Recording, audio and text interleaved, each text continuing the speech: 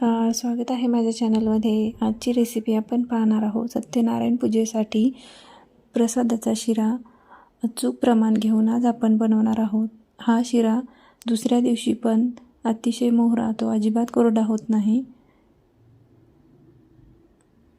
अचूक प्रमाण घेऊन आज आपण बनवणार आहोत। चला तर मग सुरुवात करूया आपल्या रेसिपीला। यासाठी मी येथे 1/4 वाटी रवा घेतलेला आहे। येथे मी 1 वाटी दाखवलेला आहे आणि 1/4 वाटी तूप। पण दूध आपल्याला 2 वाट्या दूध आणि 1 वाटी पाणी असं प्रमाण घ्यायचं आहे। ड्रायफ्रूट्स, केळी, तुळशीचे पान, साखर आणि विलायची पण घेतलेली आहे आपण। एवढं प्रमाण आपल्याला लागणार आहे। चला तर मग अगोदर आपण एक पातेलं घ्यायचं आहे आणि त्यामध्ये आपल्याला 2 वाट्या दूध घालायचं आहे आणि 2 वाट्या दूध घालून आपल्याला 1 वाटी पाणी घ्यायचं आहे। हे आपल्याला गॅसवर गरम करायला ठेवायचं आहे।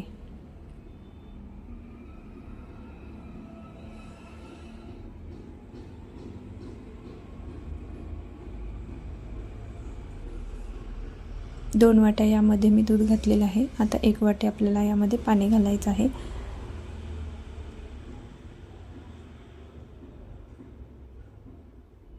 आता आपण हे गॅसवर ठेवूया। आता दुसऱ्या गॅसवर आपण एक कढई ठेवलेली आहे। त्यामध्ये आपल्याला थोडंसं अगोदर तूप घालायचं आहे आणि ड्रायफ्रूट आपल्याला फ्राय करून घ्यायचे आहेत।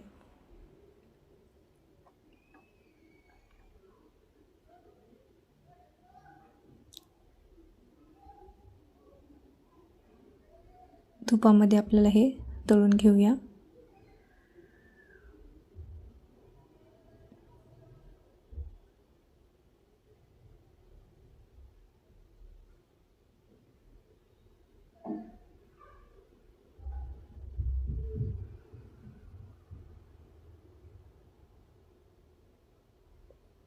तुम्हाला आवडतील ते ड्रायफ्रूट तुम्ही यामध्ये घालू शकता।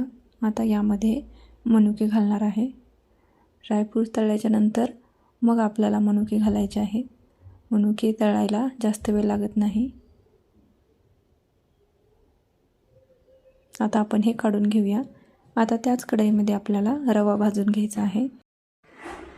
आता आपण रवा भाजून घेऊया। अगोदर आपल्याला चांगला खमंग रवा भाजून घ्यायचा आहे, मग आपल्याला त्यामध्ये तूप घालायचं आहे।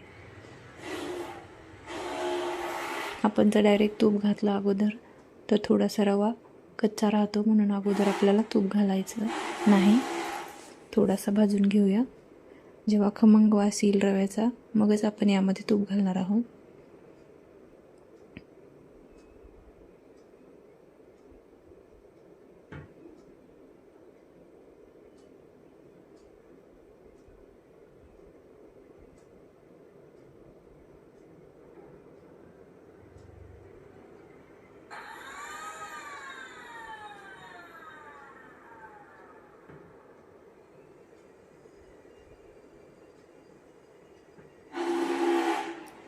रवा आपला छान भाजलेला आहे। आता यामध्ये आपल्याला तूप घालायचं आहे।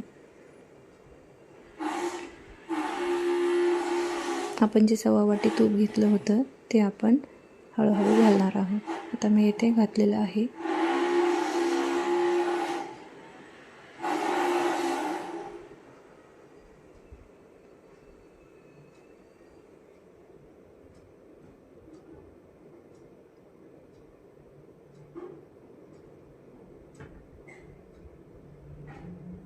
आता राहिलेलं तूप घालूया।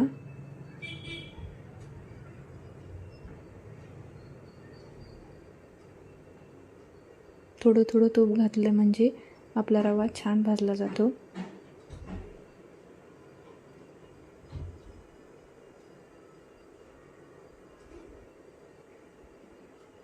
आता आपल्याला कंटिन्यू रव्याला अशा पद्धतीने हलवायचे आहे। आता रव्याला छान जाळी पडत आहे।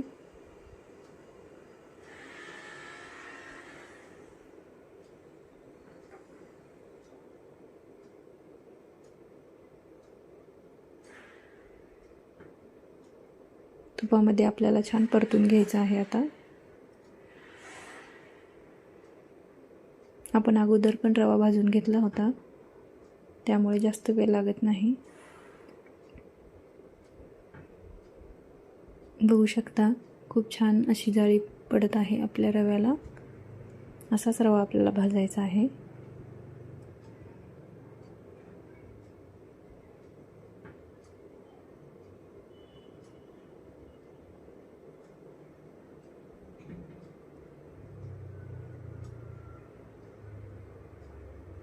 आता यामध्ये आपल्याला एक केळी घालायची आहे. केळी मी कट करून घेतलेली आहे. आता यामध्ये आपण घालणार आहोत. केळी आत्ताच घालायची आहे. जर तुम्ही नंतर केळी घातली तर थोडासा केळीचा वास येतो आणि आत्ता जर घातली तर तुपामध्ये खूप छान परतून होते केळी. त्यामुळे तुम्ही अगोदरच घाला केळी. केळी घातल्याच्या नंतर पण आपल्याला अशा पद्धतीने हलवून घ्यायचं आहे.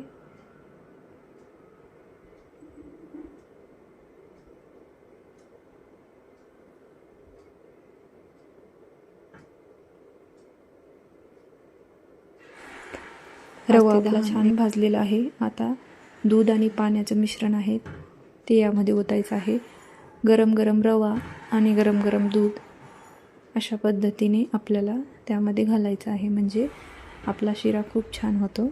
गरम गरमच घालायचं आहे.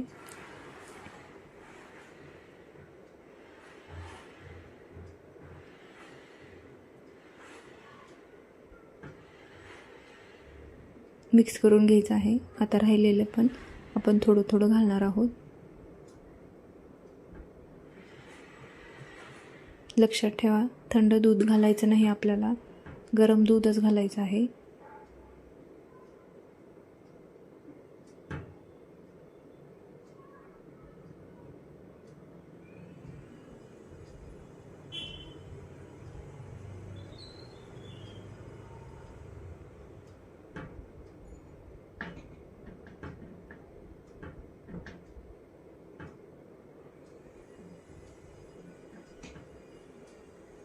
आता आपण सगळं दूध आणि पाणी यामध्ये घातलेलं आहे. आता थोडा वेळ आपल्याला हे झाकण ठेवायचं आहे. म्हणजे रवा आपला छान फुलतो.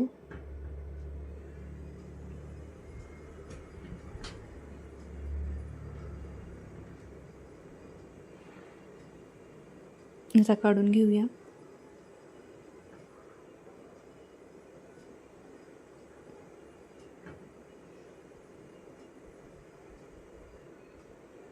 आता चांगल्या पद्धतीने हलवायचं आहे.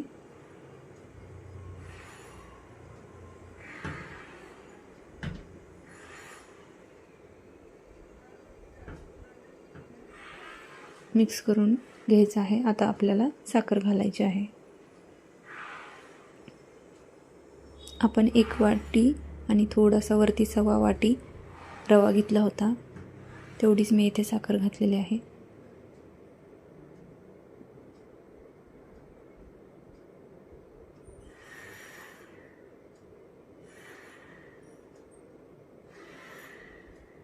साखर आपल्याला मिक्स करून घ्यायची आहे चांगली.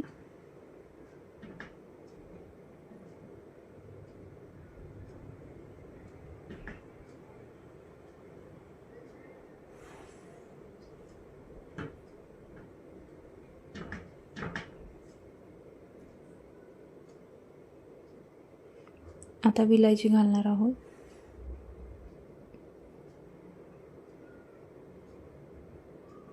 ड्रायफ्रूट्स घालूया. तुळशीची पाने,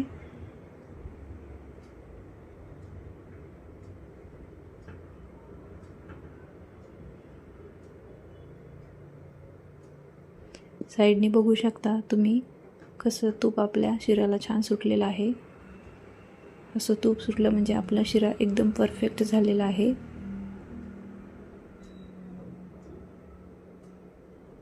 शिरा आपला तयार आहे.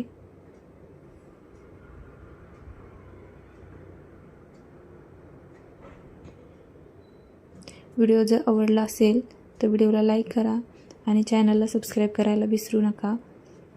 भेटूया पुन्हा एकदा एका नवीन रेसिपीमध्ये. धन्यवाद.